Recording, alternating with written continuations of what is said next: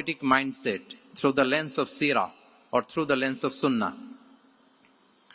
নববী মনস্তত্ত্ব সিরাতের আয়নায় রাসূল সাল্লাল্লাহু আলাইহি ওয়াসাল্লাম ওনার মাইন্ডসেট কেমন ছিল? মাইন্ডসেট শব্দটার সাথে আমরা মোটামুটি পরিচিত না? সবাইকে বলেন, একটা মানুষ তার চারপাশের জগৎটাকে যেভাবে দেখে, যেভাবে ভাবে, যেভাবে চিন্তা করে এবং যেভাবে সে সিদ্ধান্ত নেয়, এটাকে বলে তার mindset, the way of thinking.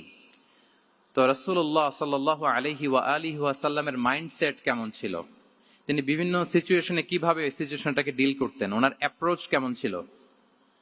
কোন পরিস্থিতিতে কিভাবে রিয়্যাক্ট করতেন, কিভাবে রেসপন্স করতেন, কিভাবে থিঙ্ক করতেন, কিভাবে ডিসিশন মেকিং করতেন, এই টোটাল বিষয়টাকে আজকে আমরা prophetic mindset through the lens of সিরাতে কভার করবার চেষ্টা করবো ইনশাআল্লাহ। যে দৃষ্টিভঙ্গি বদলান তো জীবন বদলে যাবে, এটা বলি না আমরা?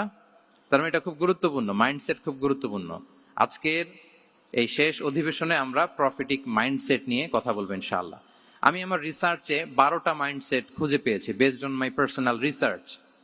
আরো কিছু মাইন্ডসেট থাকতে পারে, কিন্তু মেইনলি ঘুরে ফিরে এই 12টার মধ্যেই সীমাবদ্ধ রাসূল সাল্লাল্লাহু আলাইহি ওয়াসাল্লামের মাইন্ডসেট। সেই 12টা মাইন্ডসেট কি কি, আমি পয়েন্টগুলো উল্লেখ করে আমি মূল আলোচনাতে প্রবেশ করছি।